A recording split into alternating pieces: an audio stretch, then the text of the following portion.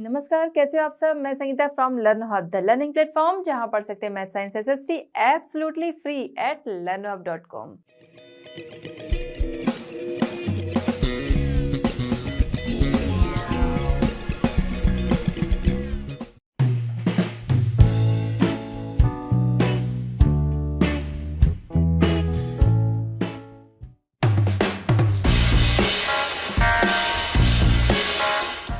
चलिए बच्चों, हमारा आज का चैप्टर स्टार्ट करते हैं। क्वेश्चन नंबर 1 हमारा है, development of a country can generally be determined by. किसी भी कंट्री का डेवलपमेंट जो है वो कैसे निर्धारित किया जा सकता है। चलिए ऑप्शन देखते हैं। फर्स्ट है it's per capita income, second it's average literacy level, and third है health status of its people, and fourth है all the above. Right answer क्या होगा? किसी भी कंट्री का डेवलपमेंट निर्धारित करने के लिए, डिटरमाइन करने के लिए पर कैपिटा इनकम को अगर हम केवल ध्यान में रखेंगे तो सही नहीं है। वहाँ का अगर हम हेल्थ स्टेटस देखेंगे वो भी नहीं सही, केवल लिटरेसी लेवल देखेंगे तो बाकी चीज़ें छूटेंगी, वो भी सही नहीं।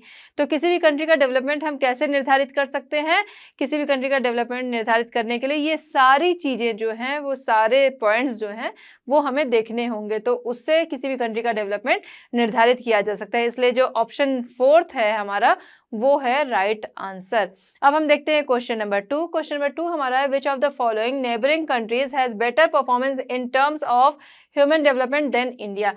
इसमें कौन सी कंट्री है जिसका कि इंडिया से बेटर परफॉर्मेंस है ह्यूमन डेवलपमेंट जो है, ह्यूमन डेवलपमेंट के फील्ड में अगर हम देखते हैं कि कौन सी कंट्री इनमें से है जिसका की परफॉर्मेंस इंडिया से बेटर है। Option first Bangladesh, second Sri Lanka, third Nepal, and fourth है पाकिस्तान। राइट आंसर क्या होगा? राइट आंसर होगा हमारा ऑप्शन 2 श्रीलंका। क्यों? एसडीआई की जो 2017 की जो रिपोर्ट है उसके अकॉर्डिंग नंबर 1 पे ह्यूमन डेवलपमेंट के मामले में अगर हम देखें तो नंबर 1 पे Sri Lanka, second India, third Myanmar, fourth Pakistan, fifth Nepal, and sixth है बांग्लादेश। राइट आंसर हमारा क्या है? ऑप्शन 2 श्रीलंका। उसका डेवलपमेंट जो है, श्रीलंका का जो एरिया है अगर हम देखें तो इंडिया से छोटा है, पॉपुलेशन इंडिया से कम है, लेकिन फिर भी श्रीलंका का ह्यूमन डेवलपमेंट अगर हम देखते हैं तो वो इंडिया से बेटर है एसडीआई 2017 की रिपोर्ट के अकॉर्डिंग। नेक्स्ट हम आते हैं क्वेश्चन नंबर 3। क्वेश्चन नंबर 3 हमारा है, assume there are 4 families in a country, the average per capita income of these families is ₹5000। 4 families है कहीं पे जिसकी की पर कैपिटा इनकम जो है वो है 5000, यानी कि पूरी फैमिली जो 4 फैमिलीज है, यहाँ तो एवरेज इनकम निकाला है 5000, यानी कि जो चारों फैमिलीज जो हैं उनकी अगर हम इनकम निकालते हैं टोटल इनकम तो वो क्या आ जाएगी? वो आएगी 5000 इंटू 4 अगर हम करेंगे, क्योंकि 4 फैमिलीज हैं तो 5000 एवरेज जो निकली है इंटू 4 अगर हम करेंगे, क्योंकि 4 फैमिलीज हैं तो ये हमारा आ जाएगा 20,000। ठीक है, अब हम आगे पढ़ते हैं। If the income of 3 families is ₹4,000, 7,000 and 3,000 respectively, what is the income of the 4th family? तो 3 फैमिलीज की इनकम हमको यहाँ पर बता रहा है कि 4,000, 7,000 एंड 3,000 है। 4th फैमिली की जो इनकम है वो हमें निकालनी है। 3 फैमिली की इनकम शो कर रहा है, एवरेज बता दिया चारों फैमिलीज की जो इनकम है उसका। अब हमसे 4th फैमिलीज की इनकम पूछ रहा है, तो यहाँ पर हम क्या करेंगे? चारों फैमिली की पहले हम टोटल इनकम निकाल लेंगे जो कि आया हमारा 20,000। अब क्या करेंगे 4th फैमिली की इनकम निकालने के लिए? देखिए 4,000 प्लस 7,000 प्लस 3,000, अगर हम इसको टोटल करते हैं 4,000 प्लस 7,000 11,000, 11,000 प्लस 3,000 अगर हम करते हैं वो कितना आ जाएगा? 14,000। तो आइए देखते हैं, 4,000 प्लस 7,000 प्लस 3,000, ये हमारा आ गया इज इक्वल टू 14,000। ये आ गया 14,000 हमारा। अब क्या होगा कि 40 टोटल हमारा क्या आया था? 20,000 आया था, और ये हमारी 3 फैमिली की जो टोटल इनकम आ रही है, 3 फैमिली का अगर टोटल करते हैं वो आ रहा 14,000। हमें 4th फैमिली का निकालना है। 20,000 टोटल है, उसमें से हम 3 फैमिली की जो है वो इनकम अगर निकाल देते हैं तो 4th फैमिली की जो इनकम है वो हमें मिल जाएगी। 20,000 माइनस 14,000 इज इक्वल टू क्या आ जाएगा हमारा? 6,000।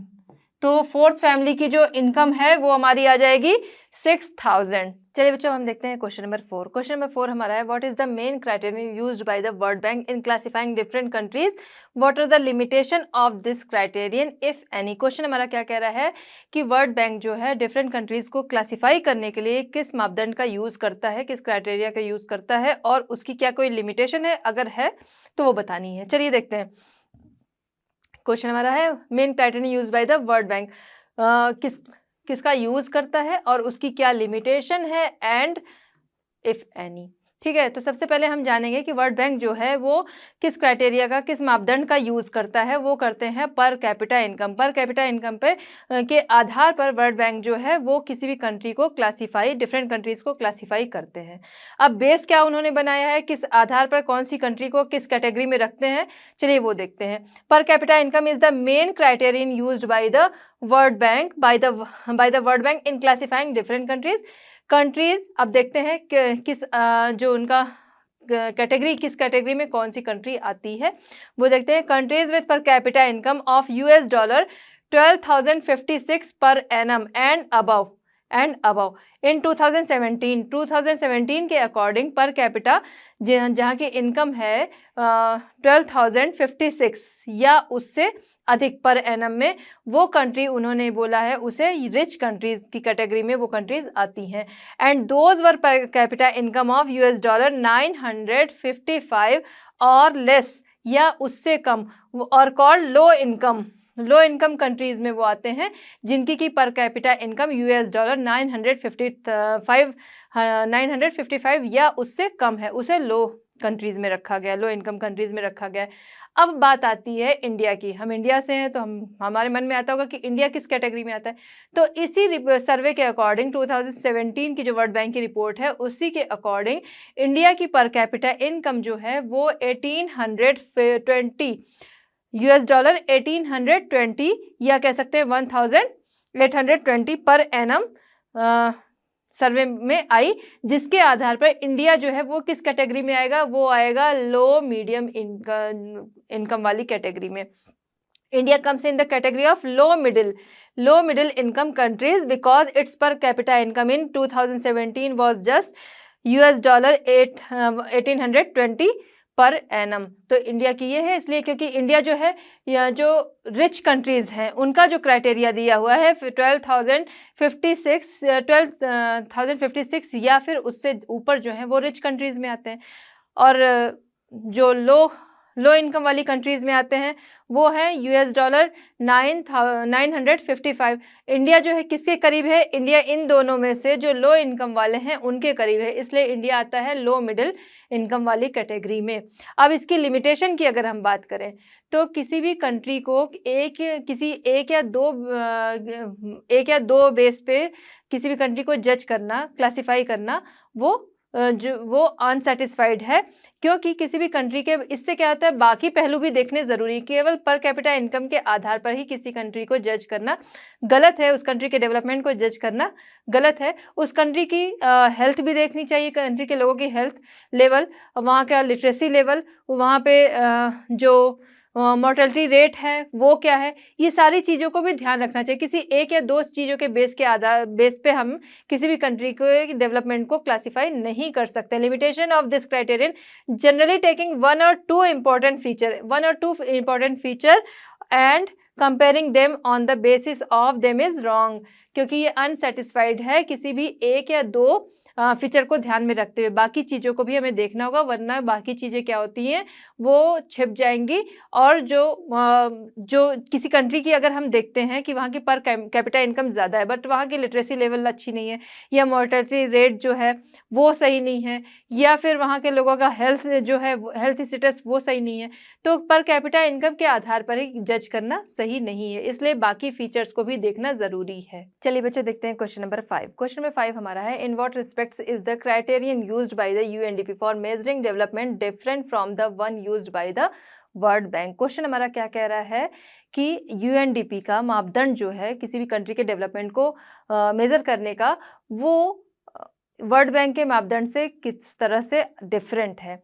तो वर्ल्ड बैंक जो है और यूएनडीपी है, दोनों जिस तरह से किसी भी कंट्री के डेवलपमेंट को क्लासिफाई करते हैं तो वो एक दूसरे से किस तरह अलग हैं समझते हैं। यूएनडीपी की अगर हम बात करते हैं तो यूएनडीपी क्या करता है कि पर कैपिटा इनकम के साथ साथ किसी भी कंट्री के health status and literacy level को भी कंट्री के डेवलपमेंट के लिए वो बेस बना के चलते हैं। और अगर हम वर्ल्ड बैंक की बात करें तो वर्ल्ड बैंक किसी भी कंट्री के केवल पर कैपिटा इनकम के आधार पर ही कंट्री के डेवलपमेंट को क्लासिफाई करते हैं।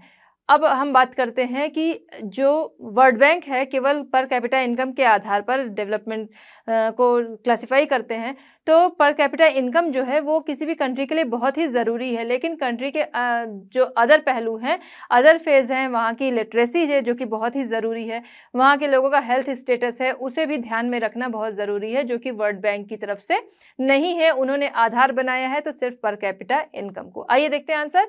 यूएनडीपी's criteria for measuring development is different from the world bank criteria because UNDP compares countries based on the educational level of the people, their health status and per capita income, whereas the World Bank, वहीं world bank को अगर हम देखें तो उनका criteria क्या है, are only income level सी, वो केवल इनकम लेवल को ही देखते हैं। The level of income is important yet it is an inadequate measure of the level of development, we begin to think of other criterion. हमें other criteria को भी उनके सोचना चाहिए किसी भी कंट्री के डेवलपमेंट को जज करने के लिए। चलिए बच्चों देखते हैं क्वेश्चन नंबर 6। क्वेश्चन नंबर 6 हमारा है, why do we use average, are there any limitation to their use, illustrate with your own example related to development. Question हमारा क्या कह रहा है, हम एवरेज का यूज़ क्यों करते हैं, क्या इसकी कोई लिमिटेशन है और इसका एग्जाम्पल देना है। ठीक है, एवरेज का यूज़ क्यों किया जाता है, average is used for comparison of average income, average income को कंपेयर करने के लिए एवरेज का हम यूज़ करते हैं। That is average income is used to know the economic condition of two countries की इकोनॉमिक कंडीशन को जानने के लिए एवरेज का जो यूज़ है वो किया जाता है। और ये एक जो क्राइटेरियन है, मापदंड जो है, ये एक अच्छा माना जाता है, यूज़फुल और सिंपल मापदंड माना जाता है किसी भी कंट्री की इकोनॉमिक कंडीशन को जानने के लिए। For this situation it is the simplest and most useful criterion, ये मोस्ट यूज़फुल मापदंड जो है वो माना जाता है, सिंपल और मोस्ट यूज़फुल। अब इसकी लिमिटेशन की अगर हम बात करें, limitation to their use, nothing can be accurately estimate from the average in which inequalities are hidden. इससे होता क्या है कि इसमें कुछ भी जो है वो एक्यूरेट नहीं आता है, इसमें इनइक्वालिटी जो है वो छिप जाती है। हम इसे समझेंगे कि कैसे, जो इसकी लिमिटेशन है कि इसमें कुछ भी एक्यूरेट नहीं आता है, अनइक्वालिटी छिप जाती है, कैसे एग्जाम्पल के द्वारा हम समझेंगे कि क्या है। आइए देखते हैं example. Two countries A and B with 5 people each, the salary of 5 people in country A is rupees 9,500, 10,500, 9,800, 10,000 and rupees 10,500। Two countries हैं। देखिए अब क्या है कि इसे हम समझेंगे कि जो एवरेज है इसमें अनइक्वालिटी जो है वो कैसे छिप जाती है और कुछ भी जो है वो एकदम क्लियर जो है, कुछ भी नथिंग कैन बी एक्यूरेटली कुछ भी सामने नहीं आता है। कैसे कि इसमें एवरेज जो है किसी भी कंट्री की जो अगर इनकम दिखाई जा रही है तो वो एवरेज इनकम निकलेगी। जैसे किसी कंट्री में 5 लोगों की बात अब हम यहाँ पर करेंगे कि 2 कंट्रीज़ हैं ए एंड बी, जहाँ पर 5% की यहाँ पर इनकम दिया हुआ है, जो कि टोटल जिनका आएगा, जो भी आएगा टोटल, ए की हम निकालेंगे फिर बी की निकालेंगे, टोटल आएगा। अब क्या है, दोनों के हम देखेंगे सैलरी जो इनकम है बहुत ज़्यादा डिफरेंस होगा, लेकिन जो एवरेज आएगा उससे हमें पता नहीं चलेगा कि कहाँ पर क्या कंडीशन है। आइए समझते हैं। 2 कंट्रीज़ हैं ए एंड बी, वहाँ के 5 people हैं। अगर हम ए की बात करें, पहले 5 people हैं जिनकी ये सैलरी है जो हमने अभी बताई। अब हम आते हैं and the income of people living in country B, जो कि बी में रहते हैं, उनकी क्या है 500, 500, 500, 500 एंड फिफ्थ जो है उसकी है 48,000। The average income of country A will be rupees 50,000 and that of country B will be rupees 50,000। दोनों कंट्रीज़ की अगर हम देखते हैं, हम इसको चार्ट के द्वारा समझते हैं। ये चार्ट है जहाँ पर कंट्री ए जो है 9,500, 5 people हैं दोनों में। अब हम उन्हें कंपेयर करेंगे। 9,500 10,500, 9,800, 10,000 एंड 10,200। ये तो वहाँ के अलग अलग पीपल की सैलरी, यहाँ पर इनकम जो है वो दिया हुआ है। अब अगर हम इसका कंट्री ए का अगर हम एवरेज निकालेंगे तो वो क्या आएगा, वो आएगा हमारा 9,500 एंड 10,000। ये हमारा कितना हो गया, ये हो गया 20,000। 20,000 9,800 अगर उसको भी हम प्लस करते हैं तो ये हमारा कितना हो गया, 20,000 एंड 9,800, ये गया हमारा 20,800।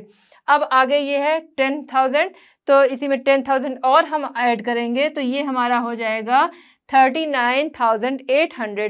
फिर आगे हमारा क्या है 10,200, इसे भी हम ऐड करेंगे तो हो जाएगा 39, वो है 39,800, वो है 10,200 और हम ऐड करेंगे तो ये एवरेज क्या आ जाएगा, ये आ जाएगा हमारा 50,000। ठीक है, अब यहाँ का एवरेज जो है ए का निकला, वो निकला हमारा 50,000। अब हम बी की बात करेंगे। बी में हम देखते हैं 1 person 500, second person 500, third person 500, fourth person 500 and जो फिफ्थ पर्सन है उसकी है 48,000। अब इन्हें हम प्लस करेंगे, 500 500 1000 हो गया, 500 उसमें और हम ऐड करेंगे, हो गया 1,500, फिर उसमें 500 और ऐड करेंगे, हो गए 2,000। ये 2,000 4 पर्सन की हो गई।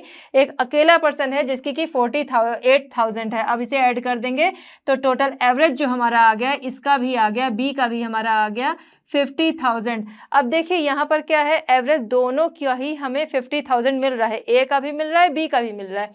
ए में जो सैलरी है सबकी इनकम जो है वो लगभग सिमिलर है, आसपास है, ऊपर नीचे है लेकिन आसपास है। अगर बी में हम देखेंगे तो बहुत बड़ा डिफरेंस है, कोई 48,000 वाला है, बाकी 500 में है, बहुत ही बड़ा डिफरेंस है। लेकिन ये डिफरेंस क्या होता है, ये छुप जाता है, अनइक्वालिटी जो है वो छिप गई, इसमें भी छिप गई, इसमें भी छिप गई और दोनों में अंतर है। अगर हम बी की कंडीशन देखें तो बहुत ही बुरी है, किसी एक की 48,000 बाकी 500 है, तो कंडीशन बहुत बुरी है। बट वो अनइक्वालिटी जो है वो इसमें छिप गई। तो एवरेज का जो यूज़ है वो सिंपलेस्ट है, ठीक है, और वो मापदंड जो है वो यूजफुल है, लेकिन इसमें बहुत सारी चीज़ें जो हैं, जो अनइक्वालिटी जो है वो छिप जाती है। क्वेश्चन नंबर 7 हमारा है, Kerala with lower per capita income has a better human development ranking than Haryana, hence per capita income is not a useful criterion at all and should not be used to compare states, do you agree, discuss. Question हमारा क्या कह रहा है, Kerala lower per capita income है but वहाँ का human development जो है वो हरियाणा से बेटर है। पर capita income is not a useful criterion, पर कैपिटा इनकम जो है वो किसी भी कंट्री का डेवलपमेंट या किसी भी स्टेट का डेवलपमेंट जज करने के लिए सही मापदंड नहीं है, कि इस तरह इस आधार पर, इस बेस पर किसी भी स्टेट को कंपेयर नहीं करना चाहिए। क्या आप इससे एग्री हैं, और डिस्कस करिए। चलिए समझते हैं। पर कैपिटा इनकम, सिर्फ इसी को आधार बनाकर किसी भी कंट्री या किसी भी स्टेट को जज करना गलत है। वहाँ का डेवलपमेंट या कह सकते हैं ह्यूमन डेवलपमेंट जो है वो हम सिर्फ पर कैपिटा इनकम के आधार पर जज नहीं कर सकते हैं। कंपेरिजन ऑफ पर capita income is done only on the basis of average income which is not a sufficient parameter, ये सफिशियंट पैरामीटर नहीं है। इसके अन्य पहलुओं को भी हमें देखना चाहिए, जैसे education, birth death rate and health, इन सारी चीज़ों को भी हमें ध्यान में रखना चाहिए। इसके आधार पर किसी भी कंट्री का डेवलपमेंट जो है वो डिसाइड किया जाना चाहिए। अब इसे हम एक टेबल के द्वारा समझेंगे। यहाँ पर एक टेबल है हमारे सामने, हरियाणा एंड केरला, इनकी पर कैपिटा इनकम है। हरियाणा की 1,62,034 रुपीज़ है 2015-16 के अकॉर्डिंग। केरला देखेंगे, केरला की 1,40,190 रुपीज़ है पर कैपिटा इनकम। अब हम इसके बाकी पहलुओं को भी देखेंगे। यहाँ पर क्या है, पर कैपिटा इनकम अगर हम देखेंगे तो केरला की कम है हरियाणा से, लेकिन केरला का जो ह्यूमन डेवलपमेंट है वो हरियाणा से बेटर है। कैसे, समझते हैं। अब यहाँ पर हम इसके बाकी चीज़ों को भी देखेंगे। अब जैसे सबसे पहले हम देखेंगे लिटरेसी देखेंगे। लिटरेसी क्या है, केरला की अगर हम देखते हैं लिटरेसी रेट अगर हम केरला का देखेंगे तो लिटरेसी रेट अगर हम हरियाणा का, यहाँ ऊपर हरियाणा है तो सबसे पहले हम हरियाणा की बात करेंगे। तो अगर हम लिटरेसी रेट देखते हैं हरियाणा का, तो हरियाणा का लिटरेसी रेट क्या है, वो है 82%। ठीक है, हरियाणा का लिटरेसी रेट 82%। अब यहीं केरला का अगर हम देखेंगे तो वो आएगा 94%। 94%। अब इसके बाद हम बात करते हैं मोर्टेलिटी रेट की।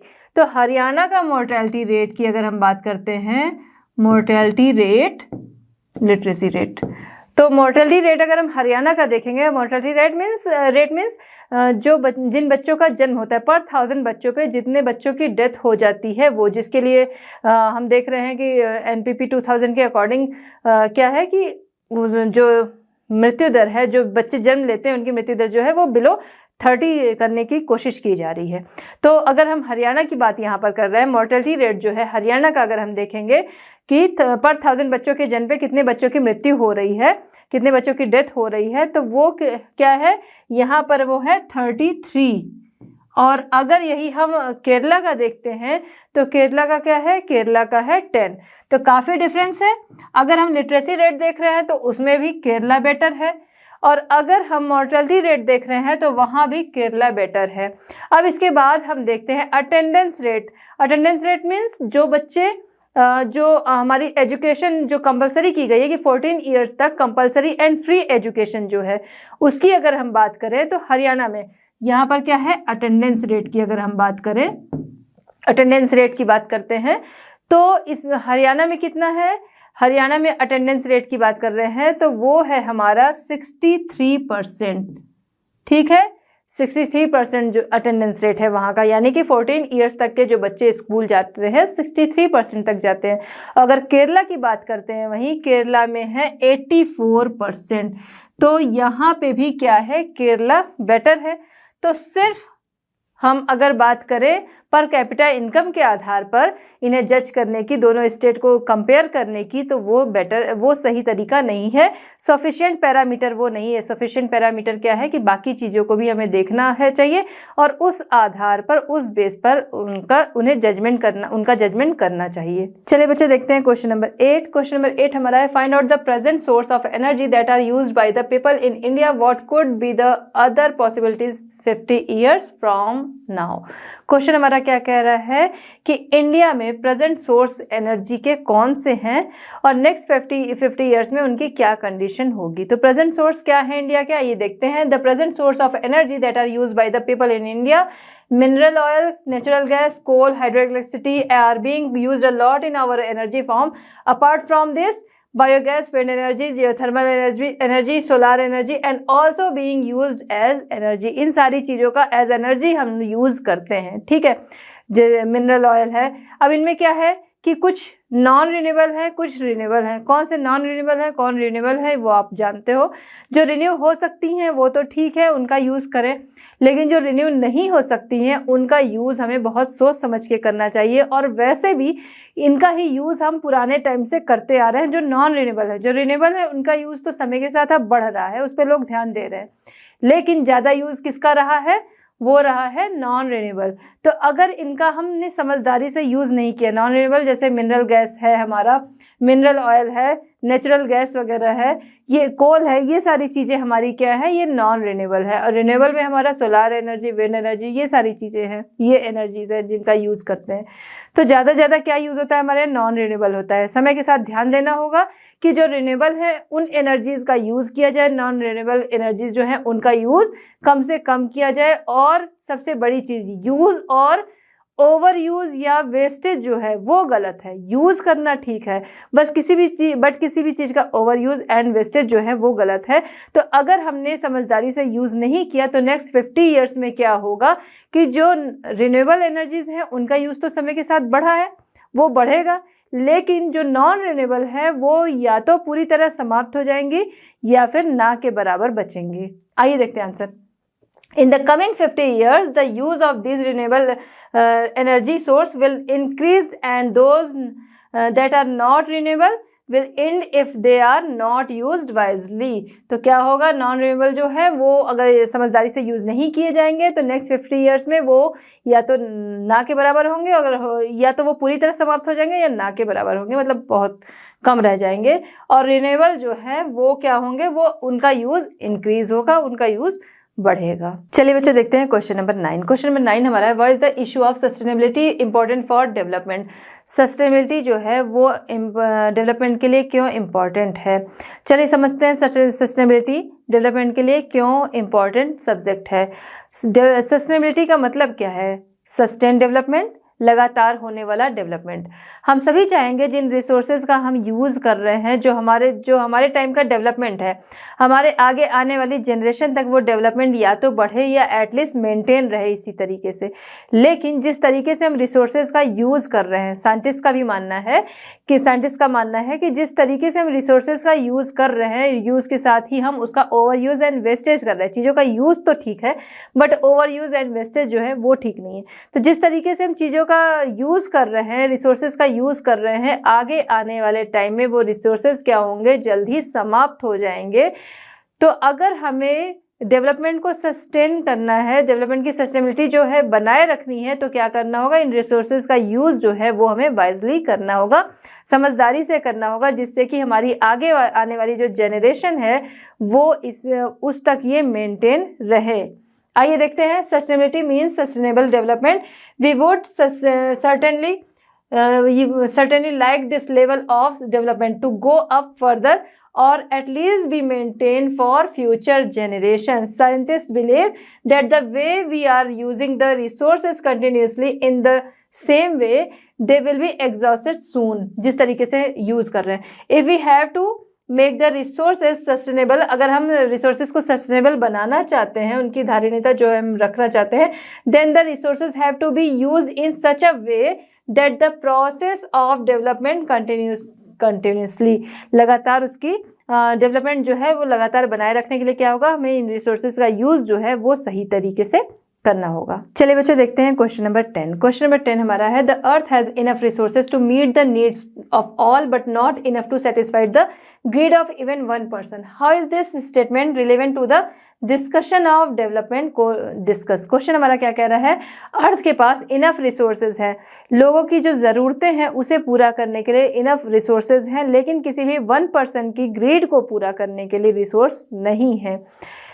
ये जो स्टेटमेंट है वो डिस्कशन ऑफ डेवलपमेंट के डिस्कशन से किस तरह से रिलेवेंट है, इस पे डिस्कस करना है। चलिए आइए समझते हैं। हमारी अर्थ के पास रिसोर्सेज जो हैं वाकई बहुत ज़्यादा हैं, उनका जो यूज़ हम करते हैं, यूज़ के साथ ही हम उसका ओवर यूज़ एंड वेस्टेज भी करते हैं। आइए देखते हैं, human beings are using natural resources in the name of development. Development के नाम पे जो मनुष्य है वो बहुत ज़्यादा रिसोर्सेज का यूज़ करता है। डेवलपमेंट के नाम पे यूज़ के साथ ही वो ओवर यूज़ एंड वेस्टेज भी होता है। Earth has enough resources for the current use of the current population, but if a person or country uses or wastage more resources than necessary, then it will destroy the resources rapidly. हमारी अर्थ के पास जो हमारी current population है, उनके current use जो हैं उसके लिए तो रिसोर्सेज हैं, लेकिन अगर कोई उनका ओवर यूज़ या वेस्टेज करता है तो वो क्या करता है, इस कंट्री के रिसोर्सेज को डिस्ट्रॉय कर रहा है, उनको नष्ट कर रहा है। This approach goes against the principle of sustainable development. ये जो अप्रोच है ना, कौन सी अप्रोच कि चीज़ों जो रिसोर्सेज हमारे हैं उनका यूज़ के साथ ही ओवर यूज़ एंड वेस्टेज, जो ये अप्रोच है ये क्या करती है, सस्टेनेबल डेवलपमेंट जो भी हमने देखा था पहले क्वेश्चन में, सस्टेनेबल डेवलपमेंट लगातार होने वाला जो डेवलपमेंट है उसकी जो ये जो सोच है इसके अगेंस्ट है, सस्टेनेबल डेवलपमेंट के अगेंस्ट है ये अप्रोच कि चीज़ों का जो यूज़ है वो सही तरीके से ना होना। तो हमारी अर्थ के पास हमने देखा ये जो स्टेटमेंट है, तो हमारी अर्थ के पास रिसोर्सेज जो हैं वो तो काफ़ी हैं, लेकिन लोगों की लालच को पूरा करने के लिए रिसोर्सेज नहीं है। चलिए बच्चों देखते हैं क्वेश्चन नंबर 11। क्वेश्चन नंबर 11 हमारा है, list of examples of environmental degradation that you may have observed around you. को एग्जाम्पल देना है एनवायरमेंटल डिग्रेडेशन के जो आप अपने आसपास देखते हैं। चलिए देखते हैं, काफ़ी एनवायरमेंटल डिग्रेडेशन जो है वो हमें अपने आसपास दिखता है, क्या है उनमें से कुछ पॉइंट्स पे हम बात करते हैं। सबसे पहले बात करेंगे डिफॉरेस्टेशन।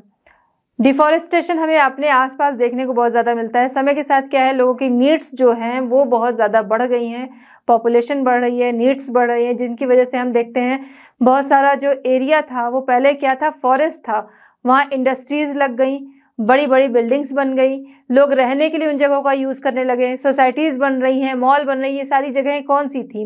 वो क्या थे? पहले फॉरेस्ट थे जिनका कि डिफॉरेस्टेशन कर दिया जा रहा है।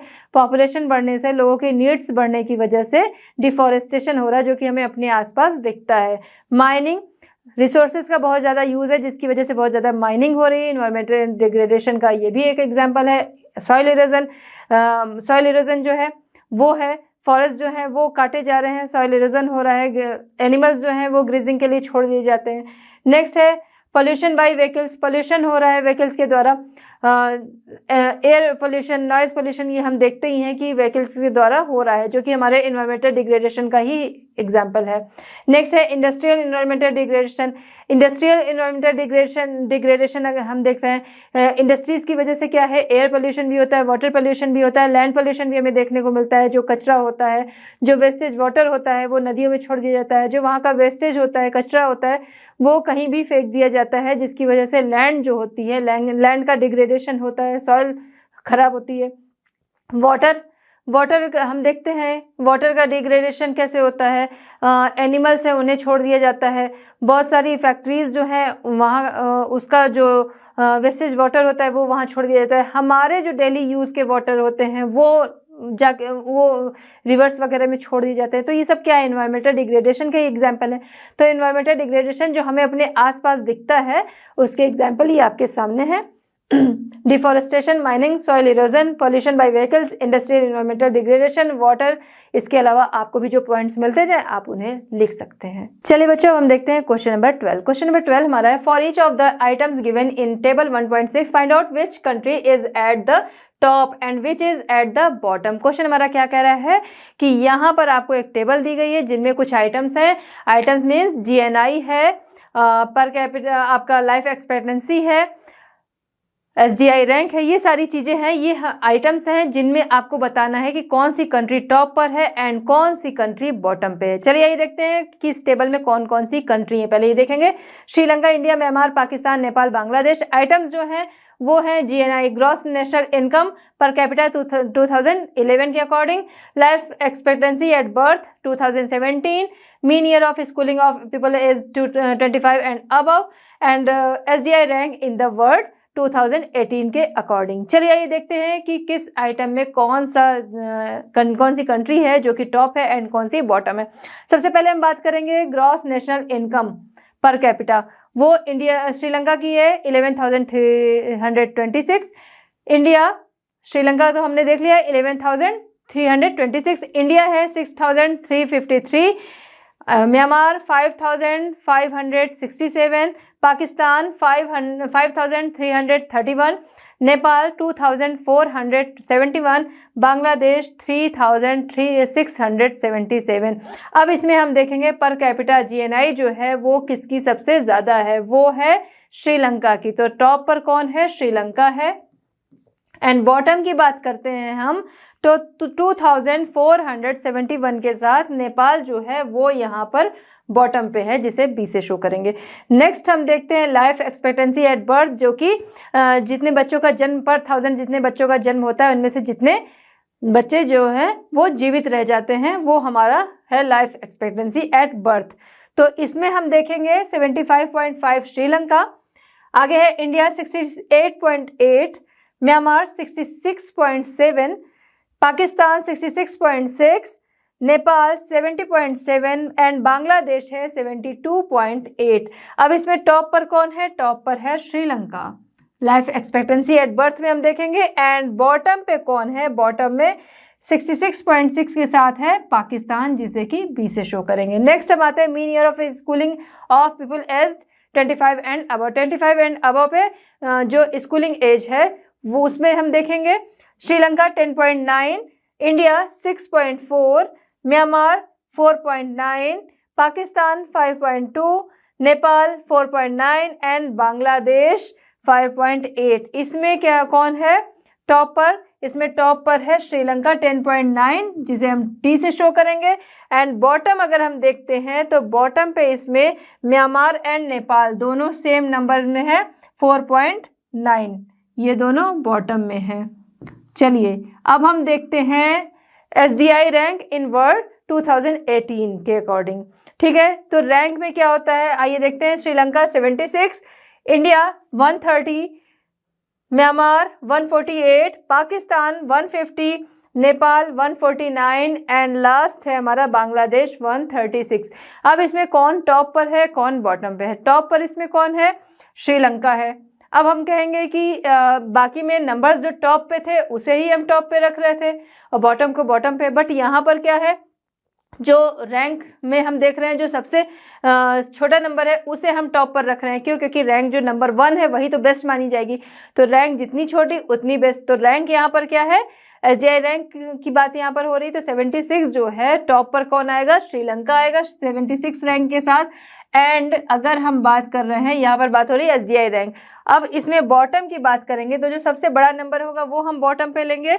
तो सबसे बड़ा नंबर है यहाँ पर पाकिस्तान का, जो कि बॉटम में हम लेंगे 150, एसडीआई रैंक 150 पाकिस्तान की एंड 176 है जो श्रीलंका की टॉप पर। आई होप कि आपको समझ में आ गया होगा कि यहाँ पर कौन टॉप पे रहेगा और कौन सी कंट्री बॉटम पे रहेगी, किस आइटम में और क्यों। चलिए बच्चों देखते हैं क्वेश्चन नंबर 13। क्वेश्चन नंबर 13 हमारा है, the following table shows the proportion of adults age 15 to 49 years whose BMI is below normal. BMI below 18.5 kilogram per meter square in India. It is based on a survey of various states for the year 2015-16. Look at the table and answer the following questions. आपको ये table देखनी है और इस table को के आधार पर आपको कुछ क्वेश्चंस के आंसर देने हैं। ये टेबल क्या है? एक सर्वे किया गया 2015-16 में, इस कुछ स्टेट्स का सर्वे किया गया जहां पर बिलो नॉर्मल बीएमआई वाले लोगों का ये सर्वे है। इसके अकॉर्डिंग आपको क्वेश्चन पढ़ना है और आंसर देना है। चलिए आइए देखते हैं, compare the nutrition level of people in Kerala and Madhya Pradesh. इसका फर्स्ट क्वेश्चन क्या है? यहाँ पर न्यूट्रिशन लेवल देखना है केरला एंड मध्य प्रदेश का। चलिए आइए उसको कंपेयर करना है केरला एंड मध्य प्रदेश का न्यूट्रिशन लेवल का। तो यहाँ पर जो सर्वे हमारा हुआ था वो क्या था? बीएमआई जिनका बिलो नॉर्मल था उनका सर्वे ये हुआ था, जहाँ पर केरला, कर्नाटका, मध्य प्रदेश स्टेट का है। यहाँ हमें कंपेयर करना है केरला एंड मध्य प्रदेश का। चलिए देखते हैं, बिलो नॉर्मल बीएमआई के अकॉर्डिंग यहाँ पर कंपेयर करते हैं। केरला जहाँ पर मेल जो है 8.5 बिलो नॉर्मल में आते हैं, बिलो नॉर्मल बीएमआई वाले में, एंड फीमेल जो है वो 10% है। मध्य प्रदेश को देखते हैं तो 28% एंड मेल भी और फीमेल भी दोनों यहाँ पर 28% है। तो यहाँ पर कंडीशन जो हम कहेंगे कि केरला की बेटर है या मध्य प्रदेश की है, तो कंडीशन जो हम अगर कंपेयर करते हैं तो यहाँ पर केरला जो है वो बेटर कंडीशन में है मध्य प्रदेश से। केरला जो है हायर उसकी जो कंडीशन है केरला की वो मध्य प्रदेश से बेटर है। क्यों? क्योंकि ये जो हमारी टेबल है वो क्या है? बिलो नॉर्मल बीएमआई वाले। तो बिलो नॉर्मल बीएमआई वाले जो है केरला में हमें सिर्फ 8.5% मेल ही मिलेंगे और यहाँ मध्य प्रदेश में कितने मिले? वहाँ पर 28% मिले। अगर फीमेल देख रहे हैं बिलो नॉर्मल बीएमआई वाली तो केरला में 10% है एंड मध्य प्रदेश में देखते हैं तो 28% है। तो यहाँ पर हम देखते हैं कंडीशन किसकी बेटर है? केरला की बेटर है वहाँ, क्योंकि वहाँ पर बिलो नॉर्मल बीएमआई वाले लोग कम हैं। फिर आते हैं हम next question number 2। Question number 2, can you guess why around 1/5 of people in country are unreached even though it is argued that there is enough food in the country? Describe in your own words. Question हमारा क्या कह रहा है कि हमारी country में food जो है वो इनफ क्वांटिटी में है, लेकिन फिर भी 1/5 जो यहाँ की पॉपुलेशन है वो क्या है? अनरिच्ड है। क्यों है? चलिए बताइए। आइए देखते हैं, कुछ पॉइंट्स के द्वारा इसे समझते हैं। कई पॉइंट्स आपके पास भी होंगे, यहाँ कुछ पॉइंट्स पे हम बात करते हैं। Poor man lack of access to nutritious food. Poor man जो है वो क्या, उनकी जो पहुंच है वो न्यूट्रिशियस फूड तक नहीं है। पुअर मैन क्या है? उनको क्या करना है? उनको सिर्फ अपना डेली नीड्स जो है फूड की वो उनकी कंप्लीट हो जाए, वही उनके लिए बहुत है।